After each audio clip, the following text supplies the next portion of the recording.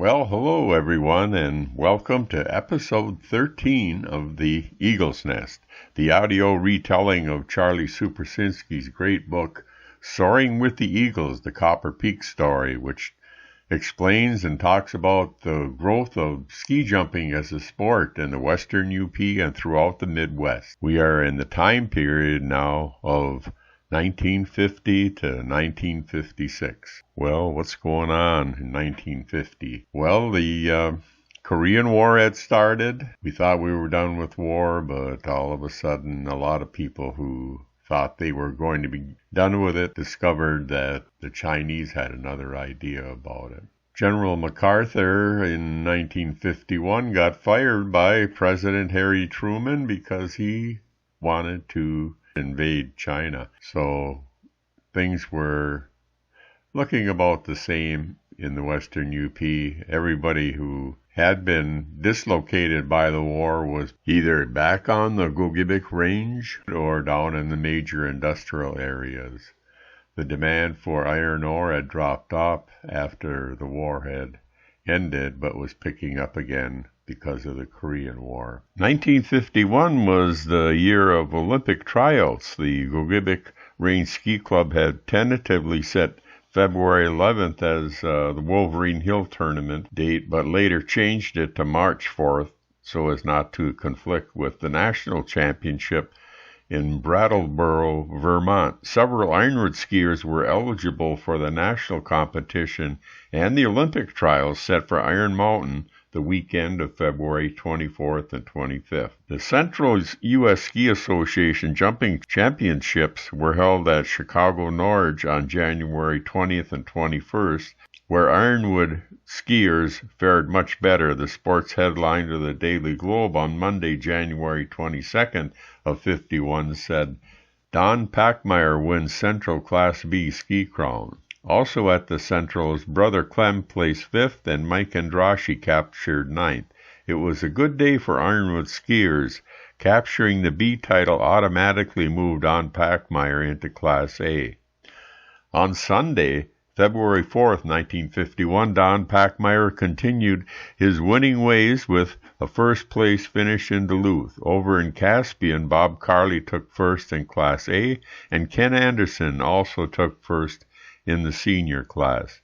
The local junior club sponsored a meet at the Burma Road Slide on February 4th, with winners John Peterson for senior class, Walter Mosio in Class A, Peter Brackett in Class B, and Roger Ballard in Class C. In the Olympic tryouts held at Iron Mountain the weekend of February 24th and 25th, Don Dotso Packmeyer earned alternate status with a 17th place finish, while Wilbert Salmi, Bob Carley, and Clem Packmeyer placed 36th, 41st, and 44th, respectively.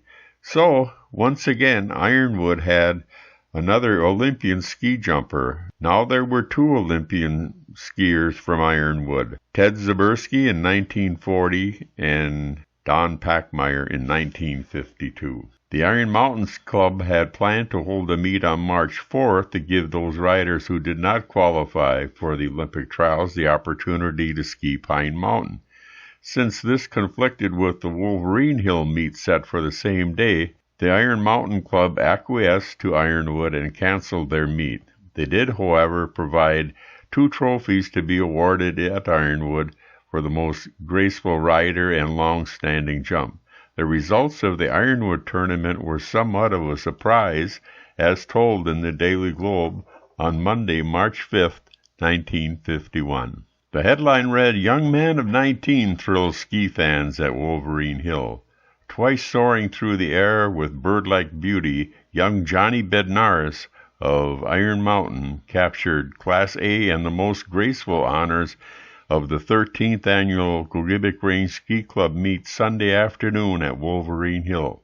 His graceful performance shows the truth in the saying, the older order changeth, giving place to the new. In his victory, Bednaris beat the whole 6-man U.S. 1952 Olympic team chosen the previous weekend at Iron Mountain. Bednaris, a team alternate, placed 8th in the final Olympic standing. The meet was climaxed by the somersault on skis by Henry B. Hansen of Ironwood, scheduled to leave for Cleveland today to begin a tour of East and West Coast.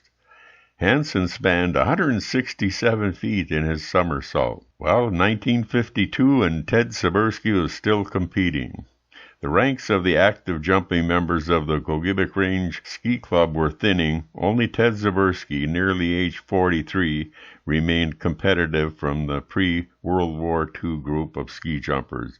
All active competitors joined the club after the war, while the old guard continued in leadership positions on the Gogebic Range Ski Club Board of Directors and continued their efforts to promote the Copper Peak facility. 13 Gogebic Range Ski Club skiers participated in the local meet, with 5 capturing honors. Bob Carley and Don Packmar placed respectively 6th and 7th in Class A and Class B. Dave Muckovitz, home on leave from the military, placed a strong 2nd, while Clem Packmeyer and Chester Coos placed 8th and 9th in the class. Duluthian George Kotlarek, who had held almost every conceivable ski jumping crown in the United States, added another, as announcer Nick Hakela pointed out to the crowd of 3,000 when he won the 4-man senior competition. Johnny Bednaris continued his domination of Upper Peninsula competitions on his home hill in Iron Mountain, capturing both the Saturday Pine Mountain Invitational and the Sunday Kiwanis 17th Annual Invitational the weekend of March 8th and 9th, 1952.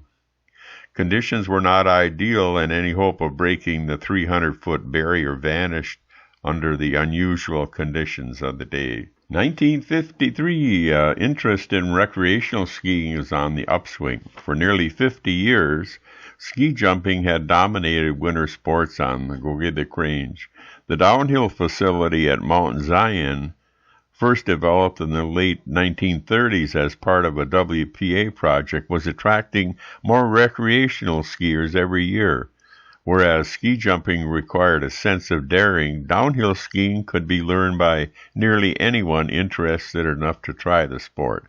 As greater numbers of youngsters participated in recreational skiing, fewer would show the interest in ski jumping.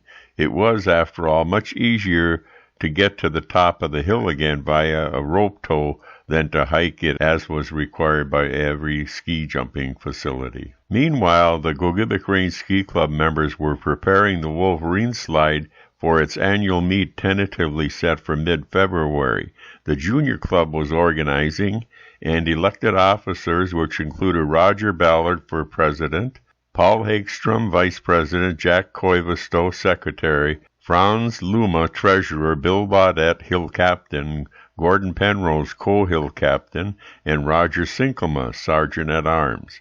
Chester Coos scored a big win at Chicago Norwich, as highlighted in the Daily Globe of January 19, 1953.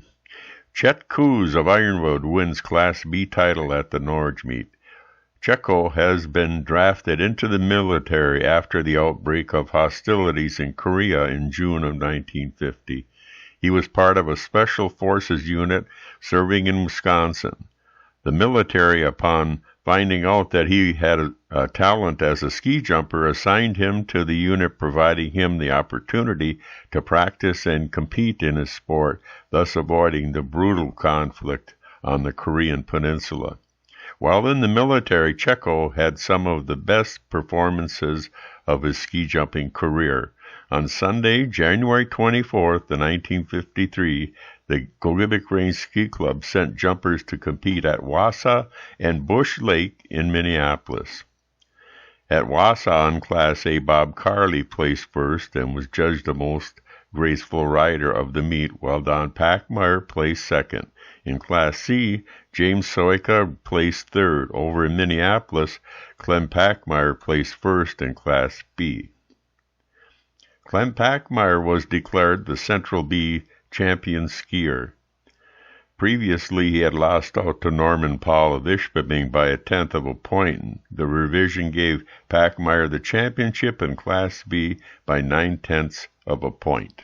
After trying for a number of years, the Ironwood Chamber of Commerce, once again in 1953, again sponsored the dog races, which proved to be very popular during the 1920s and 30s.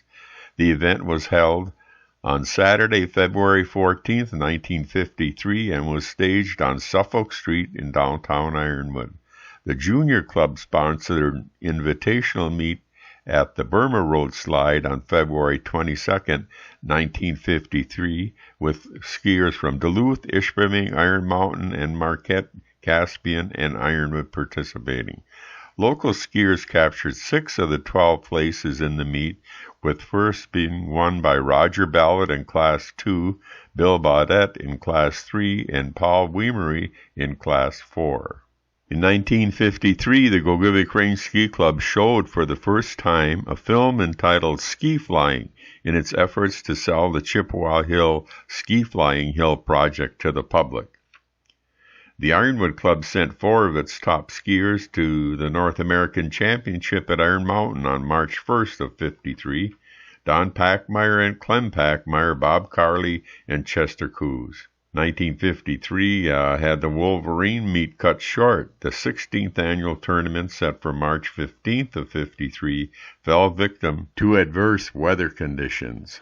Only 23 riders, 4 in the senior class and 19 in Class C, made jumps before officials halted competition. 1953 was the year that the area saw a sports council formed. The Ironwood Chamber of Commerce coordinated an effort to enhance sports programs in Ironwood and the surrounding townships. In a meeting held on Wednesday, February 25th of 53, some 36 organizations representing nearly every facet of sports activities in the Ironwood area were brought together in a meeting at the Sport Bowl on US 2. Working throughout the summer and fall, the Sports Council, as of December 1st, 53, adopted a set of 9 goals to improve sports activities. Several projects, including efforts to strengthen the ski jumping program, included construction of a slide smaller than the Burma slide, and 2, further promotion and eventual building of a Chippewa Hill ski slide for ski flying. So here comes 1954, and the skier ranks are thinning. The area's economy was in steep decline with the closing of many of the iron ore mines. Consequently, many young skiers had to migrate out of the area to seek employment.